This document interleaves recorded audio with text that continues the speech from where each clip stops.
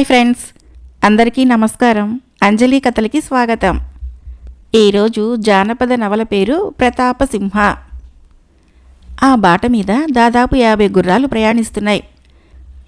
వాటి మీద రకరకాల ఆయుధాలు ధరించిన వ్యక్తులు కూర్చొని ఉన్నారు. ఓ యువతి కొండ చివరి భాగం నుంచి ఆ గుర్రపు రౌతులనే ఆశ్చర్యంగా చూస్తున్నది. గుర్రాలు మెల్లిగా నడుస్తున్నాయి. ఆ యువతి దృష్టి అన్ని గుర్రాలని పరిశీలిస్తూ చివరి గుర్రం మీదకు వెళ్ళింది. ఆ గుర్రం మీద నవనాడులు బిగించి కట్టివేయబడి ఉన్న ఓ యువకుణ్ణి చూడగానే ఆమె గుండె ఆగిపోయినంత పనైంది. ప్రతాప్, శత్రువులు చివరికి నిన్ను పట్టుకున్నారా అని మెల్లిగా గొనుక్కుంది. ఆమె మనస్సు అప్పటికే దుఃఖంతో నిండి ఉన్నది. అంత క్రితమే ఆ దూర్తుల దాడికి గురి అయి మరణించిన తండ్రిని దహనం చేయించింది. ఆ దుఃఖంతో ఆమె మనసు అల్లాడిపోతుండగానే మరో దుఃఖకరమైన సంఘటన జరిగిపోయింది. దుఃఖంతో కంపిస్తూ ఉన్న పెదవులను బిగబెట్టుకుంటూ ఆ యువతి అక్కడే ఓ కొండరాయి చాటున నక్కి దాక్కొని చూస్తుండగానే ఆ అశ్వికదళము ముందుకు సాగిపోవటం ప్రారంభించింది. కొద్ది దూరం వెళ్ళి బాటకు ఎడంవైపు తిరిగింది. గుర్రాల గుంపు. కొండమీద నుంచి చూస్తున్న ఆ యువతి కొంత తడవు ఆలోచించి ఏదో ఒక నిర్ణయానికి వచ్చినట్లు మెల్లగా తల ఊగించింది. ఆ రాతి బండ చాటు నుంచి వెలువడి మెల్లగా ఆ కొండ దిగటం ప్రారంభించింది. అది చిన్న కొండ కాబట్టి త్వరలోనే క్రింది భాగం చేరుకుంది.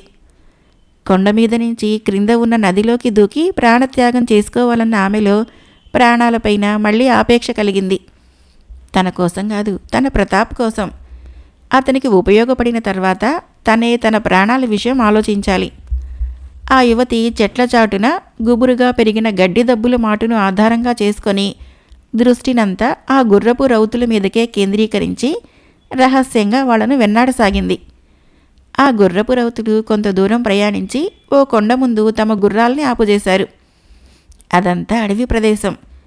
అక్కడొకటి కొండలు ఉన్నాయి. జనసంచారము శూన్యమైన ఆ ప్రదేశంలో బాటసారులు కూడా అంతగా తిరగరు. ఆ యువతి ఆ గుర్రపు రౌతులకు కొద్ది దూరంలో నిలబడి వారి చర్యలను పరిశీలిస్తూ ఉండిపోయింది.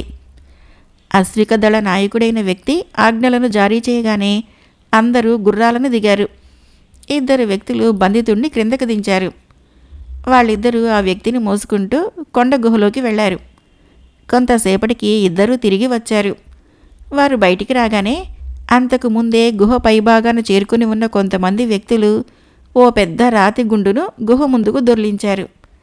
బ్రహ్మాండమైన చప్పుడుతో ఆ అడవిని ప్రతిధ్వనింపజేస్తూ ఆ రాతి గుండు గుహ ముఖద్వారానికి అడ్డంగా పడి ద్వారాన్ని పూర్తిగా మూసివేసింది.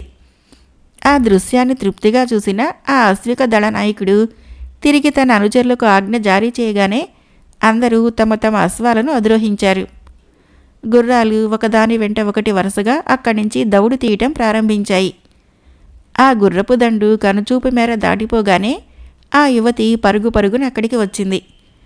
గుహకు అడ్డంగా పడి ఉన్న ఆ రాతినే చూస్తూ దుఃఖించింది. 400-500 మంది కలిసి ప్రయత్నిస్తే తప్ప పక్కకు కదలని ఆ కొండరాయిని తాను ఒక్కతే ఏం చేయగలదు? అక్కడ తనకు సహాయపడేవాళ్ళెవరు? ఆ విధంగా ఆ యువతి లోపల బంధితుడైన వ్యక్తిని తలుచుకొని దుఃఖిస్తూ కర్తవ్యమేమిటో తోచక ఉన్న సమయంలో ఆమె చెవులకు కొంతమంది కేకలు, కొన్ని జంతువుల అరుపులు వినిపించాయి. ఆమె తన దుఃఖాన్ని తాత్కాలికంగా దిగమింగుకొని తలదిప్పి బాట వైపు చూపులు మళ్లించింది. బాట మీద ఎవరూ కనిపించలేదు, కానీ ఆ కేకలు అరుపులు మాత్రము ఆమెకి ఇంకా వినిపిస్తూనే ఉన్నాయి. ఆ శబ్దాలనే వింటూ బాట మీదకి దృష్టిని కేంద్రీకరించి తనను ఈ ఆపద నుంచి గట్టెక్కించమని భగవంతుణ్ణి ప్రార్థించసాగింది. ఆమె అలాగే నిల్చొని ఉండగా మరికొంతసేపటికి కొన్ని పెద్ద పెద్ద బండ్లు, ఒంటెలు, గుర్రాలు, ఏనుగులు ఆ బాట మీద ప్రయాణం చేస్తూ కనిపించాయి. ఏనుగుల మీద, ఒంటెల మీద, గుర్రాల మీద సామాగ్రులతో పాటు కొంతమంది మనుషులు కూడా ఉన్నారు. బండల్లో కూడా కొంతమంది ఉన్నట్లు తోచింది. అందరూ బిగ్గరగా పదాలు పాడుకుంటూ కేరింతలు కొట్టుకుంటూ ఉల్లాసంగా ప్రయాణం కొనసాగిస్తున్నారు. ఆ ప్రయాణికులను చూస్తున్న ఆ యువతిలో ఆశారేకులు విరియసాగాయి. వారి తోడ్పాటుతో ఆ ఆపదను దాటవచ్చునన్న ఉద్దేశంతో అక్కడి నుంచి కదిలి గబగబా బాట దగ్గరికి పరుగులు తీసింది. బాటకి అడ్డంగా నిల్చొని 2 చేతులు ఎత్తి ముందు వస్తూ ఉన్న బండిని ఆపేసింది. కన్నులు చెదిరిపోయే సౌందర్యంతో ప్రకాశిస్తూ చెదిరిన తల వెంట్రుకలతో కన్నీరు కారుస్తూ ఉన్న ఆ జవరాలిని కనురెప్ప వేయకుండా చూస్తూ బండివాడు బండిని నిలువరించి, ఎవరమ్మా నువ్వు? నీ మొహం చూస్తుంటే గొప్ప వంశంలో జన్మించిన దానిలా ఉన్నావు. నీ దుఃఖానికి కారణమేమిటో చెప్పు తల్లి అని అడిగాడు బండివాడు. ఆ యువతి వినయంతో నమస్కరించి, అయ్యా, ఆపదలో మునిగి ఉన్న మా పాలిట దైవంలా వచ్చారు మీరు. నా చరిత్రనంతా సావకాశంగా వివరిస్తాను. మీరు నాకు ప్రస్తుతము ఒక ఉపకారం చేయాలి అన్నది దీనంగా. అదేంటో చెప్పు తల్లి, చేతనైతే తప్పకుండా చేస్తాను అన్నాడు బండివాడు. అదిగో ఆ కొండ గుహలో నా ప్రియుడైన ఓ రాకుమారుడు బంధింపబడి ఉన్నాడు. కొందరు దుర్మార్గులు ఇంత క్రితమే ఆయనను బంధించి ఇక్కడికి తీసుకుని వచ్చి ఆ గుహలో విడిచి గుహ ముఖానికి పెద్ద రాతి గుండును అడ్డుగా ఉంచి వెళ్ళిపోయారు. ఆ బండను పక్కకి తొలగించి నా ప్రియుణ్ణి రక్షించండి. జన్మ జన్మలకు మీకు రుణపడి ఉంటాను అన్నది ఆ యువతి జాలిగా బండివాడిని చూస్తూ. అంత మాటెందుకులే తల్లి, ఆ రాతి గుండును తొలగించటానికి మా మనుషులతో ప్రయత్నిస్తాను పదా అని బండి నుంచి క్రిందకు దిగాడు అతను. అప్పటికే వెనక వస్తున్న వాహనాలన్నీ ఆగి ఉన్నాయి. బండి నుంచి క్రిందకి దిగిన వ్యక్తి అందరినీ క్రిందకి దిగమని హస్తసంజ్ఞ చేశాడు. వారంతా తమ తమ వాహనాల నుంచి క్రిందకి దిగి ఆ వ్యక్తి దగ్గరకు వచ్చారు. వారంతా ఆడా మగ కలిసి దాదాపు 100 మంది ఉన్నారు. ఈ ఆడకూతురు తాలూకు మనిషిని ఎవరో దుర్మార్గులు ఆ కొండ గుహలో బంధించారట. విడిపించుదాం పదండి అన్నాడు ఆ వ్యక్తి తన మనుషులను చూస్తూ. ఆ యువతి కొండంత ఉత్సాహంతో కొండగుహ కేసి బయలుదేరింది. బాటసారులంతా ఆమెను అనుసరించారు. కొంతసేపటికి అందరూ ప్రతాపు బంధింపబడి ఉన్న గుహ దగ్గరికి చేరుకున్నారు. ఇదే ఆ గుహ. ప్రతాపు లోపల బంధింపబడి ఉన్నాడు. అయ్యలారా, ఈ రాతి గుండును పక్కకు తొలగిస్తే మనం గుహ లోపలికి వెళ్ళవచ్చు అన్నది ఆ యువతి దీనంగా వాళ్ళని చూస్తూ. వెంటనే ఆ బాటసారుల గుంపుకు నాయకుడైన వ్యక్తి తన వాళ్లను చూస్తూ, అందరూ కలిసి ఈ బండని పక్కకు తోసేయండి అన్నాడు. దాదాపు 50 మంది బండకు ఇరువైపులా చేరి ఆ బండను కదిలించడానికి ప్రయత్నించారు. వారి ప్రయత్నము విఫలమైపోయింది. తక్కిన 50 మంది కూడా చేరారు. 100 మంది చేరి తమ బలాన్నంతా ఉపయోగించి ప్రయత్నించినా ఆ రాతి బండ కదల్లేదు. అయినా వాళ్ళు విడిచిపెట్టకుండా అలాగే శ్రమపడసాగారు. చెమటతో చొక్కాలు పూర్తిగా తడిసిపోయాయి. వాళ్ళ అవస్థ చూసి ఆడవాళ్లు కూడా చేతులు కలిపారు. అయినా ఆ రాతి బండ వీసమెత్తు కూడా కదల్లేదు. ఆ బాటసార్ల గుంపుకు నాయకుడైన వ్యక్తిని చూస్తూ ఓ యువతి, రామయ్య మావ, ఇంకో 100 మంది కలిసినా లాభం లేదు. ఈ బండ అరంగుళం కూడా కదలదు. ఇది మనుషులతో అయ్యే పని కాదు అన్నది. అప్పటికే బండను తొలగించే ప్రయత్నం ఉన్న బాటసారులంతా నిట్టూర్పులు విడిచారు. వారు మరికొంతసేపు ప్రయత్నించి చివరికి తమ యజమాని దగ్గరకు వచ్చారు. అందరూ తీవ్రమైన ఆలోచనలో పడిపోయారు. వాళ్లను అక్కడికి తీసుకొని వచ్చిన యువతిని దీనంగా చూస్తూ రామయ్య, ఏం చేద్దాం తల్లి, ఈ బండ చాలా పెద్దది. ఇంకో 100 మంది కలిసినా ప్రయోజనం కనిపించేటట్టు లేదు అన్నాడు. ఆ యువతి అతని మాటలు వింటూనే తీవ్రంగా ఆలోచించసాగింది. ఆమె మెదడులో మెరుపులా ఓ ఉపాయం తట్టింది. వెంటనే బాట వైపుగా పరిగెత్తింది. రామయ్య తక్కిన బాటసారులు విచిత్రంగా చూస్తున్నారు ఆమె వైపు. ఏమిటలా పరిగెత్తుతోంది? కొంపదీసి పిచ్చిగాని పట్టలేదు కదా అంది ఒక స్త్రీ. ఏమో, దుఃఖంతో మతి చలించిందేమో అంది మరొక స్త్రీ అటువైపు చూస్తూ. రామయ్య తనను మామ అని పిలిచిన యువతిని చూస్తూ, మంగా, నువ్వు వెళ్ళి ఆ అమ్మాయిని తీసుకునిరా. మన వల్ల ఏ సహాయమూ లభించలేదేమోనన్న నిరుత్సాహంతో ఎక్కడికైనా వెళ్ళిపోతుందేమో. అవసరమైతే ఈ ప్రాంతం నుంచి కూలీ మనుషులనైనా పిలిపించుదాం అన్నాడు రామయ్య ఆదురతతో. మంగా నవ్వింది. పరిగెత్తుతున్న యువతి భావము తనకు అర్థమైనట్లు తల ఊగిస్తూ, ఆమె అలా చెప్పా చేయకుండా వెళ్ళిపోయే మనిషి కాదు మామయ్య. పిచ్చి కూడా పట్టలేదు. ఒక ఉపాయం ఆలోచించి అలా వెళుతూ ఉంది. ఆమె చేయబోయే పనిని కొద్దిసేపట్లోనే మీరంతా తెలుసుకుంటారు అన్నది. అలా మాట్లాడుకుంటూ ఉండగా వారంతా వింతగా తనను చూస్తూ ఉండగానే బాటవైపుగా పరిగెత్తిన యువతి కొద్దిసేపట్లోనే బాటను చేరుకున్నది. ఓ బండి మీద ఉన్న పెద్ద పెద్ద తాళ్ల చుట్టను తీసి భుజానికి వేసుకున్నది. ఏమాత్రమూ భయపడకుండా ఏనుగులను అదిలించి గుహవైపుగా నడిపించింది. ఈ దృశ్యం చూసిన వారంతా ఆమె ఉపాయానికి సంతోషించారు. రామయ్య కూడా సంతృప్తితో చిన్నగా నవ్వుతూ, చూశారటోయ్ మట్టి బుర్రలు, మీలో ఏ ఒక్కరికైనా తట్టిందా ఆ ఆలోచన అన్నాడు. మంగ గబగబా ఎదురు వెళ్ళి ఆ యువతికి తోడ్పడుతూ ఏనుగులను గుహ దగ్గరకు తోలుకొని వచ్చింది. ఓ వ్యక్తి ఆ యువతి భుజం మీద తాళ్ల చుట్టలని తీసుకున్నాడు. ఆ తాళ్ల చుట్టలని గుహముఖానికి అడ్డంగా మూసివేయబడిన బండరాతి చుట్టూ బిగించాడు. కొంతమంది మిగిలిన తాళ భాగాలని 4 ఏనుగుల మెడలకు కట్టారు. మంగ ఏనుగులను అదలించింది. ఆ ఏనుగులు ఘీంకరిస్తూ ముందుకు కదిలాయి.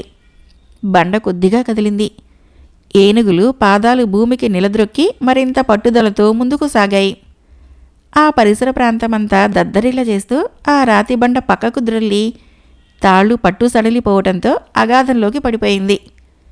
బండ తొలగిపోయి గుహముఖం కనిపించగానే ఆ యువతి ఆతురతతో ముందుకు పరిగెత్తింది. వెంటనే రామయ్య, మంగ మరికొంతమంది స్త్రీ పురుషులు ఆ గుహలోకి నడిచారు. లోపల ఓ రాతి స్తంభానికి ప్రతాపు విరిచి కట్టివేయబడి ఉన్నాడు. అతని మెడ పక్కకు వాలి ఉన్నది. శరీరమంతా చెమటలతో గాయాలతో నిండి ఉన్నది. అతని దురవస్థకు దుఃఖిస్తూ ఆ యువతి అతని బంధనాలని తొలగించి ప్రతాప్, ప్రతాప్ అని రుద్ధ కంఠస్వరంతో పిలిచింది. మంగ, రామయ్య తక్కిన వాళ్ళు ఆదుర్దాగా చూస్తున్నారు. ఆ పిలుపు వినిపించగానే అతడు మెల్లగా కళ్ళు తెరిచి తనను పొదివి పట్టుకున్న యువతిని ఆనందాశ్చర్యాలతో చూస్తూ, మాలా, నువ్విక్కడికి ఎలా రాగలిగావు అన్నాడు. ఎలా రాగలిగానా? ఈ పుణ్యాత్ములందరి సహాయంతో నిన్ను కలుసుకోగలిగాను అన్నది మాల. ప్రతాపు మాల కౌగిలిలో ఒరిగిపోతూనే 2 చేతులు జోడించబోయాడు అందరికేసి. అంతలోనే అతన్ని మూర్ఛ ఆవహించింది. తల వెనక్కు వాల్చి మూర్ఛలో మునిగిపోయాడు. అమ్మా, రాజకుమారుణ్ణి బయటకు తీసుకుని వెళదాం. చల్లగాలికి సేద తీరుతాడు. ఆ తర్వాత కర్తవ్యం ఆలోచించుకోవచ్చు అన్నాడు రామయ్య. అలాగే బాబాయ్ అని మాల ప్రతాప్ని తన కౌగిలిలో నుంచి తప్పించి నిల్చోబెట్టింది. వెంటనే రామయ్య ఆజ్ఞ ప్రకారము 4 వ్యక్తులు ప్రతాపుని ఎత్తుకొని బయటికి నడిచారు. మాల, మంగ, రామయ్య తక్కిన స్త్రీ పురుషులు సంతృప్తిగా గుహ బయటికి నడిచారు. బయటికి రాగానే రామయ్య నలువైపులా పరిశీలించాడు. అక్కడికి దగ్గరలో ఓ మామిడి తోపు, నీటితో నిండిన కోనేరు కనిపించాయి అతనికి. అమ్మా మాల, ప్రస్తుతానికి మనం విశ్రాంతి శిబిరాలు వేయవలసిన ప్రదేశము ఆ మామిడి తోపు. అక్కడికి వెళదాం పదండి అన్నాడు ఆ మామిడి తోపును చేత్తో చూపిస్తూ. మాల తల ఊగించింది. రామయ్య మాట ప్రకారము అందరూ ఆ మామిడి వనం వైపుగా నడక సాగించారు. ఆ గుహలో ఎందుకు బంధించారు? ఇక్కడికి తీసుకురాకపోయారా? దుర్ముఖుడు తన సేనాధిపతిని చూస్తూ అన్నాడు. ఇక్కడి పరిస్థితి ఎలా ఉంటుందోనన్న అనుమానంతో అలా చేశాను ప్రభు. ఇంత త్వరగా మీరు నగరాన్ని పట్టుకుని ఉంటారని ఊహించలేదు అన్నాడు సేనాని. మనము న్యాయమైన పద్ధతిలో ముఖాముఖిగా తలపడలేదుగా. అందువల్ల సులభంగా కోట స్వాధీనమైంది. ధర్మసేనుణ్ణి, అతడి మంత్రి సేనానుల్ని, తక్కిన దండనాయకుల్ని ఎక్కడి వాళ్ళనక్కడే బంధించేశాం. కీలక స్థానాల్లో మన అనుచరులందరినీ నియమించాము. గజశాల, అశ్వశాల, ఆయుధశాల అన్నీ క్షణాల మీద ఆక్రమించాం. నగర రక్షక దళాలపైన మనకు అధికారం లభించింది. ఇక సైనిక దళాల్ని కూడా మన వశంలోకి తీసుకునే ప్రయత్నంలో ఉన్నారు మన దండనాయకులు. అది కూడా ఇక కొద్దిసేపట్లో పూర్తయితుంది అన్నాడు దుర్ముఖుడు. అయితే నేను కూడా మన దండనాయకులకు తోడుగా వెళ్తాను. గుహ దగ్గరికి మన మనుషులకు పంపించి రాకుమారుణ్ణి తిరిగి కోటకు తీసుకుని వచ్చే ఏర్పాట్లు చేస్తాను అన్నాడు సేనాని. దుర్ముఖుడు కొన్ని క్షణాలు ఆలోచించి, చండకేతు, ఇక్కడి పనికి మన దండనాయకులు చాలు. ప్రతాపుణ్ణి నువ్వే దగ్గర ఉండి స్వయంగా ఇక్కడికి తీసుకునిరా అన్నాడు. అలాగే ప్రభు, అయితే ఇప్పుడే బయలుదేరతాను అని సేనాని దుర్ముఖుడికి నమస్కరించి అక్కడి నుంచి కదిలిపోయాడు. ఆ మామిడి తోపులో చల్లగాలి వీస్తున్నది. మాల ప్రతాపుని తల దగ్గర కూర్చొని అతని జుట్టులో చేతివేళ్లను దూర్చి జాలిగా రాస్తున్నది. రామయ్య, మంగ మరికొంతమంది స్త్రీ పురుషులు ప్రతాప్ చుట్టూ కూర్చొని ఉన్నారు. తక్కిన వాళ్లంతా వంట చేసే ప్రయత్నంలో హడావుడిగా తిరుగుతున్నారు. గుర్రాలు, ఏనుగులు, ఒంటెలు, ఎద్దులు తమకు వేసిన ఆహారాన్ని తింటున్నాయి. ప్రతాప్ గాయాలకు కట్టుకట్టారు.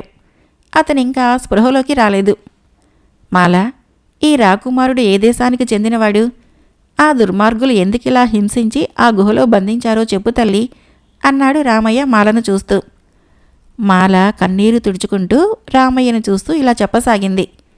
బాబాయ్, ప్రతాపు ఈ మాళవ దేశానికి ప్రభువైన ధర్మసేన మహారాజుగారి పుత్రుడు. నేను మాళవ రాజధానికి సమీపంలో ఉన్న ఓ పల్లెటూరుకు చెందిన ఓ రైతు కూతుర్ని. ఒకసారి విహారానికి వచ్చిన ప్రతాపు మా ఊరి మీదుగా వెళుతూ పొలంలో పనిచేసుకుంటున్న నన్ను కొంతమంది దుండగుల బారి నుంచి రక్షించాడు. అప్పుడే నన్ను ఆయన ప్రేమించాడు. తన తండ్రిగారితో చెప్పి నన్ను వివాహం చేసుకుంటానని చెప్పి రాజధానికి వెళ్ళిపోయాడు. అప్పటి నుంచి ప్రతిదినము మా పొలంలో ప్రతాప్ నన్ను కలుసుకుంటూ ఉండేవాడు. ఒకనాడు మాటల సందర్భంలో ప్రతాప్ నాతో, మాలా, మనం ఎక్కడికైనా దేశాంతరం వెళ్ళిపోదాం, నీకిష్టమేనా అని అడిగాడు. ప్రతాప్ అలా అడగటానికి ఏదో బలమైన కారణం ఉండి ఉంటుందని ఊహించుకుంటూ నేను, అలాంటి అవసరం ఏర్పడితే నీకోసం దేశాంతరమే కాదు యువరాజా, లోకాంతరం రమ్మన్నా వస్తాను. అయితే మన వివాహ విషయమై మీ తండ్రి గారితో గొడవపడి ఈ నిర్ణయం తీసుకుంటున్నారన్నమాట అని అడిగాను. అందుకు ప్రతాప్ ఓ నిట్టూర్పు విడిచి, అవును మాలా, నా చిన్నతనంలోనే మా అమ్మగారు పోయారు. మా నాన్నగారి దగ్గర నాకు చాలా చనువు. ఇంతవరకు ఏది కోరినా కాదనలేదు. ఈ ఒక్క విషయం మాత్రము తీవ్రంగా ప్రతిఘటించారు. సాటి రాజులతో తలవంపులు తెచ్చే ఇటువంటి పనికి పాల్పడటము తనకు అంగీకారం కాదని, ఈ విషయం ఇంతటితో మర్చిపోమ్మని చెప్పారు. ఆ విషయమై తర్జన భర్జన చేయటం నాకు ఇష్టం లేకుండా పోయింది. అందువల్ల ఈ నిర్ణయానికొచ్చాను అన్నాడు ప్రతాప్. నేను తీవ్రంగా ఆలోచించి, ప్రతాప్, నేనెప్పటికీ నీ దానినే. ఈ మాత్రానికే మనం దేశం విడిచిపెట్టి ఎక్కడికో వెళ్ళిపోవటం బాగాలేదు. అది మీ తండ్రి గారికి మరింత అప్రతిష్టకరమైన పని. దయచేసి నీ ఆవేశం తగ్గించుకో. ఈలోగా ఏదైనా మార్పు జరిగితే మీ నాన్నగారు మనల్ని ఆశీర్వదించవచ్చు. అలా కాకపోతే అప్పుడు చూసుకుందాము అన్నాను నేను. ప్రతాప్ నా మాటను పాటించాడు. ఈ విధంగా 2 రోజులు ఏ ఒడిదుడుకులు లేకుండా సాగిపోయాయి. 3వ రోజున ప్రతాప్ మరో కొత్త విషయం చెప్పాడు. తన ప్రవర్తనను తన తండ్రి పసిగట్టాడని, ఇక నుంచి నిన్ను కలుసుకోకూడదని తీవ్రంగా శాసించాడని చెప్పాడు. మేమిద్దరము ఆ విషయమై చర్చించుకుంటూ చీకటి పడేదాకా మా పొలంలోనే ఉండిపోయాం. కానీ ఒక నిర్ణయానికి రాలేకపోయాము. ప్రతాప్ వెంట ఎక్కడికైనా వెళ్ళటానికి నాకు భయం లేదు. కానీ నా బాధ అతన్ని గురించే. ఎండ కన్నెరుగని రాజభవనంలో సుకుమారంగా పెరిగిన ప్రతాప్ పరాయి దేశాల్లో నాతో కలిసి సామాన్య జీవిగా జీవితం గడపటము నాకు ఇష్టం లేకపోయింది. మా తండ్రిగారు కూడా నా కోసం అల్లాడిపోతారు. అవసరమైతే నా తండ్రిగారికి నచ్చజెప్పగల నమ్మకం నాకున్నది. కానీ ఎంత ఆలోచించినా ప్రతాప్ విషయమే అగమ్య గోచరంగా ఉండిపోయింది. చివరికి నేనొక నిర్ణయానికి వచ్చి ప్రతాప్తో ఇలా అన్నాను. ప్రతాప్, మీ నాన్నగారి మనసు ఏ విధంగానూ బాధ పెట్టడం మనకు శ్రేయస్కరం కాదు. కొంతకాలము వారి ఇష్ట ప్రకారమే నడుచుకుందాం. నువ్వు నన్ను కలుసుకోవటం మానయ్యి అన్నాను. వెంటనే ప్రతాప్ ఉలిక్కిపడి, మాలా, అలా అనవద్దు, నిన్ను చూడకుండా నేను ఉండలేను అన్నాడు. ఆ తర్వాత ప్రతాప్కి ఎంతగానో నచ్చజెప్పాను. అతడు విధి లేక సమ్మతించాడు. ఆ తర్వాత ప్రతాపుని నేను కలుసుకోలేదు. మళ్ళీ ఇప్పుడే కలుసుకోవటం. ప్రతాపు నేను విడిపోయిన 10 రోజులకు రాకుమారుడి వివాహము నిర్ణయమైపోయినట్లు అంతా చెప్పుకోవటం నేను విన్నాను. తండ్రిగారి ఒత్తిడి వలన ప్రతాప్ ఆ నిర్ణయం తీసుకొని ఉంటాడని, ఒక విధంగా అది సహజమైనదేనని నా మనసుకు సమాధానం చెప్పుకున్నాను. నేనలా మనసు కుదుటపరుచుకొని ప్రతాప్ మీద ఆశను పూర్తిగా తొలగించుకొని యథాప్రకారము మా పొలం పనులు చూసుకుంటూ ఉండగా నిన్న రాత్రి ఒక క్రూర సంఘటన జరిగింది. తెల్లవారుజామున మా తండ్రిగారు పాము కాటు వల్ల మరణించారు. తల్లి లేని నన్ను అల్లారు ముద్దుగా పెంచిన నా తండ్రి కూడా గతించడంతో నాకు జీవితం మీద విరక్తి పుట్టింది. ఉదయము మా తండ్రిగారికి దహన సంస్కారాలు జరిపించి మధ్యాహ్నం దాకా ఆ కొండ పక్కనే కూర్చొని దుఃఖిస్తూ ఉండిపోయాను. చివరకు ఈ జీవితాన్ని అంతం చేసుకోవాలన్న నిర్ణయానికి వచ్చేశాను. వెనువెంటనే కొండ మీదకి ఎక్కి ఆ పక్కనే పారుతున్న నదిలోకి దూకి ప్రాణత్యాగం చేసుకుందామని భావించాను. ఆ ప్రయత్నంతో కొండ మీదకి చేరుకోగానే క్రింది బాట మీద కనిపించిన దృశ్యము నా గుండెల్ని పిండి చేసింది.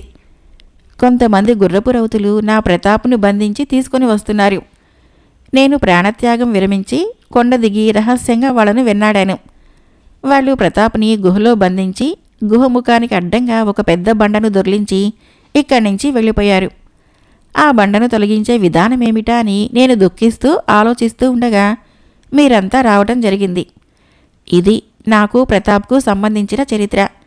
ప్రతాప్ని ఎవరు ఎందుకు ఇలా చేశారో నాకు తెలియదు. సుదీర్ఘమైన వృత్తాంతం వినగానే రామయ్య చిన్నగా నిట్టూర్పు విడిచి, ఇంతలోనే ఈ విపరీతం ఎలా జరిగి ఉంటుందో రాకుమారులే చెప్పాలి. సమయానికి ఈ దానే రావటము మా అదృష్టం తల్లి అన్నాడు వాత్సల్యంతో మాలను చూస్తూ. కాదు బాబాయ్, అది మా అదృష్టం. మీరే తటస్థపడకపోతే ప్రతాప్ జీవితము శాశ్వతంగా ఆ గుహలో చీకట్లలో కలిసిపోయి ఉండేది అన్నది మాల. ఇంతలో వంటలు పూర్తయ్యాయి. అప్పటికి ప్రతాప్లో కూడా కదలిక ప్రారంభమైంది. అందరూ ఆనందంతో తనను చూస్తూ ఉండగానే ప్రతాప్ కళ్ళు తెరిచి అటు ఇటు చూసి మాలా అన్నాడు సంతోషంగా. అరరే, ఆశ్చర్యంగా ఉందే, ఇంతలోకే ఇక్కడికి ఎవరొచ్చుంటారు అన్నాడు ఓ అనుచరుడు దుర్ముఖుని సేనానిని చూస్తూ. బాహాటంగా తెరవబడిన గుహవైపు చూస్తూ సేనాధిపతి తల పంకించాడు. ఇంతలో లోపలికి వెళ్ళిన మరొక అనుచరుడు పరిగెత్తుకుంటూ వచ్చి, లేడు దొరా అన్నాడు. మనం అలా మాళవ రాజధానికి వెళ్ళి వచ్చామో లేదో, ఇంతలోకే ఈ ఇంద్రజాలం జరిగిందన్నమాట. అయినా మన బారి నుంచి తప్పించుకుని ఎక్కడికి వెళతాడు? ఈ ప్రాంతమంతా వెతుకుదాం పదండి అన్నాడు సేనాని. ఆ సమయంలో ఎక్కడికి వెళ్ళలేదు, ఇక్కడే ఉన్నాను. నన్ను వెతికే శ్రమ ఇవ్వటం లేదు మీకు. మరో విధంగా చెప్పాలంటే ఇక్కడి నుంచి మీరంతా ఒక్క అంగుళం కూడా కదలలేరు అన్న గంభీర కంఠస్వరం విని సేనానితో పాటు తక్కిన అనుచరులు కూడా ఉలిక్కిపాటితో తలలు పైకెత్తి చూశారు. ఆ గుహకు పైభాగంలో గుర్రాన్ని నిలువరించుకొని వీరరసంతో ప్రకాశిస్తున్న ప్రతాప్ కనిపించాడు వాళ్ళకి. అంతవరకు ఆ గుహ ఎత్తుకు ప్రదేశంలో ఉన్నందున నాటక బృందం గాని, ప్రతాప్ గాని, మాల గాని వాళ్లకు కనిపించలేదు. ఓహో, ఈ గుహ నుంచి తప్పించుకొని బయటపడగలిగావేమో కానీ ఇప్పుడు మృత్యుగుహ వంటి మా బారి నుంచి మాత్రం తప్పించుకొని బయటపడలేవు అని సేనాని తన అనుచరులను చూస్తూ, ఓ ఇంకా చూస్తారేంటి, అందరూ ఒక్కసారిగా చుట్టుకొని కత్తికోక కండగా చీల్చి పారేయండి. శవాన్నే తీసుకుని వెళ్ళి మన దుర్ముఖ ప్రభువుల వారికి చూపిద్దాము అన్నాడు సేనాని. అనుచరులంతా తమ తమ గుర్రాల్ని పక్కకు తిప్పబోయారు. కానీ పైనుంచి ప్రతాపుడు పిడుగులా సేనాపతి మీదకి లంఘించేసరికి అందరూ నిశ్చేష్టులై ఎక్కడి వారక్కడే ఆగిపోయారు. ఊహించని ప్రతాప్ విజృంభణకు సేనాని గుర్రం మీద నుంచి నిలదొక్కుకోలేక దబ్బున క్రింద పడ్డాడు. మదగజం మీదకి దూకే సింహంలా ప్రతాప్ కూడా సేనాపతి మీదకి దూకాడు. అలా దూకిన వెంటనే వర నుంచి చరాలన కరవాలం దూసి సేనానిపైన కత్తివేటు వేయబోయాడు ప్రతాప్. తమ నాయకుడికి ఏర్పడబోయే ప్రమాదాన్ని పసికట్టిన ఓ అనుచరుడు రెప్పపాటు కాలంలో తన అశ్వం నుంచి క్రిందకి లంఘించి కత్తి దూసి ప్రతాప్ కత్తికి తన కత్తిని అడ్డుపెట్టాడు. ప్రాణాపాయం నుంచి తప్పించుకున్న సేనాని గబగబా 4-5 దొర్లులు పక్కకు దొర్లి లేచి నిల్చున్నాడు. ప్రతాపు తనను ప్రతిఘటించిన అనుచరుని కత్తిని విసురుగా తన ఖడ్గంతో పక్కకు ఎగురుకొట్టి అతడి శిరస్సును ఖండించి వేశాడు. అప్పటికే తక్కిన అనుచరులంతా కత్తులు దూసి ప్రతాపుణ్ణి ఎదుర్కొనటంతో అతడు ప్రళయకాల రుద్రుడిలా విజృంభించి ఒక్కొక్క వేటుకు ఒక్కొక్కరి శిరస్సును ఎగరగొడుతూ పరాక్రమంతో విజృంభించాడు. సేనాధిపతి ఒక అనుచరుని చేతిలోని కత్తిని లాక్కొని ప్రతాప్ మీదకి వచ్చాడు. తనను చుట్టుముట్టిన అనుచరులతో యుద్ధం చేస్తూనే ప్రతాపు సేనాపతి ఖడ్గానికి కూడా బదులు చెబుతున్నాడు. అంతలో రామయ్య నాయకత్వంలోని బృందము వాళ్ళు బిగ్గరగా కేకలు వేస్తూ వీరావేశంతో వచ్చి భటులపైన పడ్డారు. తన ఆప్తులు తమకు సహాయకులుగా రావటంతో ప్రతాప్ శక్తి ద్విగుణీకృతమైంది. అతడు సేనాని అనుచరులను తన వాళ్ళకి విడిచిపెట్టి సేనాపతిని తన కత్తితో వెనక్కి నెడుతూ పక్కకు తీసుకొని వెళ్ళాడు. ఆ కొండగుహ పక్కనే ఉన్న సమతలంలో ప్రతాప్కి దుర్ముఖుడి సైన్యాధిపతికి భీకర పోరాటం ప్రారంభమైంది. ఒకరినొకరు కత్తివేటి వేసుకుంటూ తప్పించుకుంటూ తీవ్రంగా పోరాడసాగారు.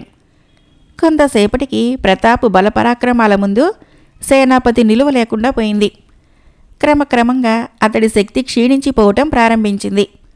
ఆయాసంతో అటూ ఇటూ ఊగుతూ కేవలము ఆత్మరక్షణ కోసము కత్తి తిప్పుతూ ప్రతాపుణ్ణి దెబ్బతీసే స్థితిని కోల్పోయాడు అతను.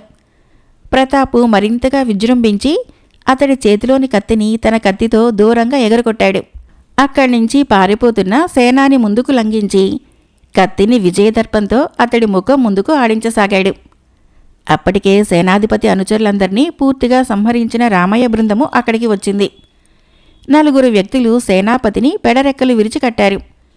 శత్రువుల్ని జయించేదాకా తన శరీర స్థితినే మర్చిపోయిన ప్రతాప్కు అప్పుడు అలసట కలిగింది. మాల దగ్గరగా రాగానే ఆమె భుజం మీద చెయ్యి వేసి అటూ ఇటూ ఊగుతూ ఉండిపోయాడు. మహేంద్రపురంలోని కారాగృహం అది. కటకటాలలో ధర్మసేన మహారాజు, మహామంత్రి, సేనాపతి అయిన విక్రమకేతుడు, కొంతమంది దండనాయకులు బంధించబడి ఉన్నారు. మహారాజు ముఖంలో విచార రేఖలు అలుముకొని ఉన్నాయి. క్షణాల మీద జరిగిన ఆ మార్పు ఆ మహారాజు మనస్సును ఇంకా విభ్రాంతిపరుస్తూనే ఉన్నది. తన వైపు దీనంగా చూస్తున్న తన ఆప్తులను ఓ మారు చూసి మహామంత్రి వైపు తిరిగాడు ధర్మసేనుడు. మహామంత్రి, ఈ గందరగోళంలో చిరంజీవి ఏమయ్యాడో మనకు తెలీదు. దుర్మార్గుడైన దుర్ముఖుడు ఇంత దారుణానికి ఒరిగడతాడని ఊహించలేకపోయాను. ఆ పాపాత్ముడు తన పుత్రికను ఇచ్చి మన యువరాజు గారికి వివాహం చేస్తానని తన బంధువులతోనూ సైన్యంతోనూ వచ్చి హఠాత్తుగా మనల్ని ముట్టడించాడు. ఆ సమయంలో యువరాజు గారు మనశ్శాంతి కోసము ఉద్యానవనంలో ఉండగా శత్రువులు ఏదైనా అఘాయిత్యం చేశారేమోనని భయంగా ఉన్నది అన్నాడు రాజు. మన యువరాజు గారు ఏనాటికైనా ఆ దుర్మార్గుల పీచమడిగి మన రాజ్యాన్ని తిరిగి స్వాధీనం చేసుకోగలని నా అంతరాత్మ నొక్కి చెబుతున్నది మహామంత్రి అన్నాడు విక్రమకేతుడు. అన్నింటికీ ఆ భగవంతుడే ఉన్నాడు. ఇదంతా నేను చేసుకున్న అవివేకమే అన్నాడు ధర్మసేనుడు. ఆ సమయంలో కొంతమంది భటులు కత్తులు ధరించి చెరసాల దగ్గరికి వచ్చారు.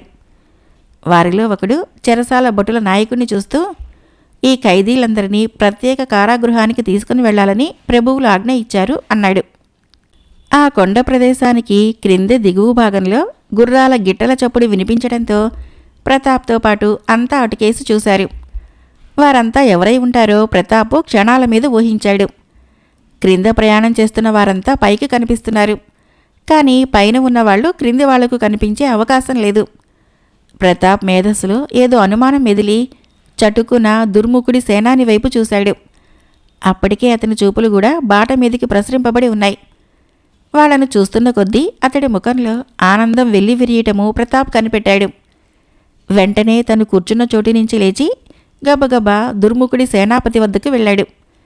తమ రాజకుమారుడి ప్రవర్తనకు విస్తుపోతున్న రామయ్య మొదలైన వాళ్లు ఆశ్చర్యంతో దుర్ముఖుని సేనాపతి వైపుకు తిరగటము, క్రింద వెళుతున్న వారిని ఉద్దేశించి సేనాపతి ఏదో చెప్పటానికి నోరు తెరవటము, అప్పటికే అక్కడికి చేరుకున్న ప్రతాపు రెప్పపాటు కాలంలో అతని నోటిని ఎడమ చేతితో ముయ్యటము జరిగిపోయాయి.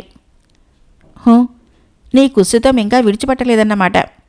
ఇప్పుడు మమ్మల్ని మోసగించడము నీ తరం కాదురా నీ కృష్టుడా అని పళ్ళు కొరుకుతూ ప్రతాప్ కోపంతో కుడి చెయ్యి బిగించి దుర్ముఖుడి సేనాపతి ముఖం మీద ఒక పోటు పొడిచాడు. బలిష్టమైన వీరయువకుడి ముష్టిఘాతము మెడనరం మీద తగలటంతో దుర్ముఖుడి సేనాని కళ్ళు బయలు కమ్ముతూ ఉండగా మెడను వెనక్కి వాల్చేశాడు.